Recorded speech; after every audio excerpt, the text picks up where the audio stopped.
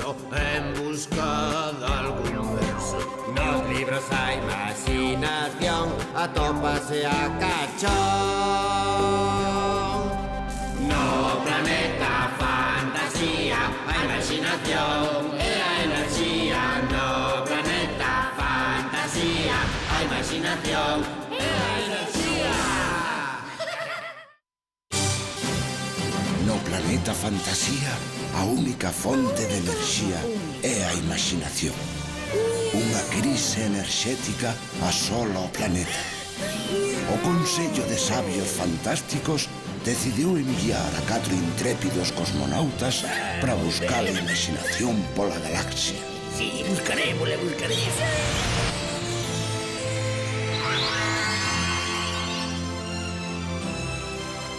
Merliño, que faz? Estou buscando un sinónimo. Buscando o qué? Un sinónimo. Que é un sinónimo? É unha palabra que significa o mesmo que a outra. Que interesante. Pódesme buscar unha? Claro. Cal? A miña palabra é folgazán. Ui, hai moitas diferentes. Vago, preguiceiro, lerchán, gandulo... Pero a min gústame moito lampantín. Ai, Fiunchiño, que lampantín estás feito! Merliño, eu quero saber outra. Presumida. Pois, por exemplo, fachendosa. Pecas, que nena máis fachendosa. Que simpático. Ben, xa está ben de xogos. Merliño, que palabra buscabas ti? Buscaba un sinónimo de cachar. É como cando pescamos os libros para lida. Exactamente. Que atopaches? Pois varios. Por exemplo, cazar. Perfecto! Entón, imos de caza.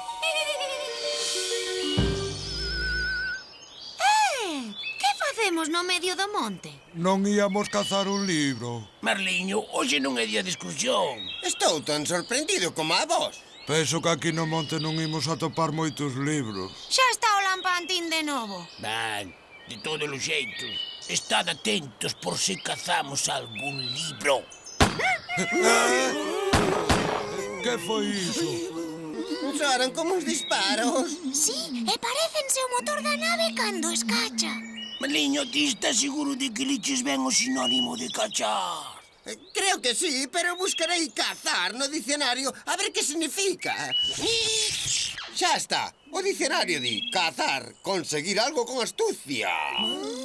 E tamén di cazar, perseguir e acosar animais para apresalos ou matalos. Ai, a mí iso non me parece moi boa cousa. Por que teñen que facerlle esas cousas tan feas aos animais?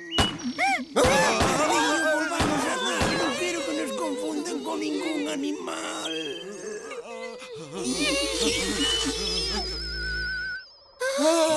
Menos mal que non nos confundiron con ningún animal.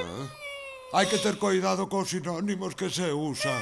Eu prefiro dedicarme só a cazar libros e non a ser tan violento. É mellor usar a imaginación que as escopetas. Iso.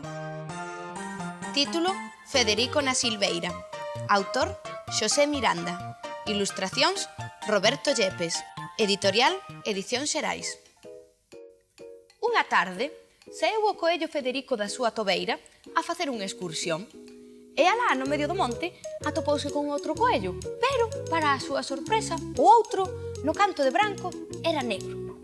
O coello Federico, que é un tipo moi educado, parou a saludarlle, pero o outro non lle dixo nada. Entón Federico díxolle: "Oístes ti, malcriado, estas non son as túas terras, así que se che falan cando menos contesta." Pero o outro non se moveu nin un chisco. O coello Federico, que xa estaba un pouco cabreado, porque ademais estaba atrancado no medio do camiño, levantou a pata de diante e doulle unha labazada. Cal foi a súa sorpresa cando a man de Federico quedou enterrada na cara do outro coello. Así que quixo axudarse para sair e doulle ca outra man e quedoulle enterrada tamén. E Federico empezou a poñerse moi nervioso, colleu as patas, meteunas no peito do outro coello e quedáronlle tamén enterradas. E só nese momento se decatou de que aquel coello negro era un monicreque que tiña por ollos 2 botóns e por mans 2 luvas. Naquele instante, de detrás dun carballo ben gordo, saiu o compadre Raposo. E díxolle o Raposo a Federico: "Isto que tes aquí é unha trampa que eu che puxen porque nunca era capaz de te coller. E agora mesmo voute meter nunha pota e voute cear." Agarrou a Federico polas orellas, meteu no lombo e comezou a camiñar cara á súa casa. Cando xa ía o Raposo pensando en como había de guisar o coello, se o había de facer con chícharos e cenouras, ou con patacas, ou se había de facelo con touciño con castañas, díxolle o coello Federico: "Compadre Raposo, fágame o espeto ou como queira, cózame de calquera maneira, pero por favor yo pido non me bote na silveira." Díxolle isto porque polo camiño polo que ian andando había unha silveira moi grande, con unhas silvas grandes como nogueiras e unhas espiñas como a puñais. Entón, o Raposo quedou así parado e díxolle a Federico: "Pois sabe lo que che digo? Que xa non che vou cear." Daquela, dixo Federico, "faga comigo o que queira, bóteme no fondo dun acantilado, non me importa calquera cousa que me faga, pero por favor lle pido que non me bote na silveira." O Raposo quedaba mirando para o coello e ríase, e o coello, a piques de chorar, insistía: "Fágame de calquera maneira, guíseme, cózame, métame a arder nunha fogueira, calquera cousa me vale, pero por favor, compadre Raposo, non me bote na silveira." Entón o Raposo, que xa escachaba coa risa, agarrou a Federico polas orellas, doulle 3 ou 4 voltas no aire e tirouno ben lonxe no medio da silveira. E quedou o Raposo no camiño escachando as gargalladas. Dalá un pouco, saeu Federico do medio da silveira e saudou dende ali o Raposo e díxolle: "Agora sí que morro coa risa. Non te das conta, Raposo, de que a min as espiñas da silveira non me fan nada?" O Raposo quedou pampo e díxolle o coello: "Aviseite 3 veces, estabas ben avisado, pero ti como esparvo non sabes o que sí que sabe calquera, que como son un coello do monte, nacín eu nunha silveira." E así quedou o Raposo, con fame e moscas no rabo. E eu que pasaba por ali, por eso podo contalo.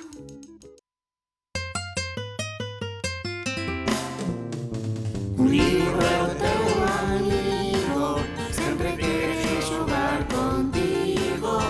Un libro é o teu amigo, sempre quere xogar contigo.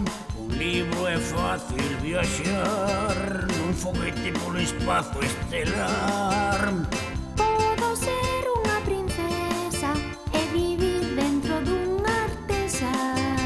Un libro é o teu amigo, sempre quere xogar contigo. Un libro é o teu amigo, sempre quere xogar contigo. Podo pelexar cun dragón e ao vencelo ser un campión. Tamén se pode navegar no barco dun pirata moi singular. Un libro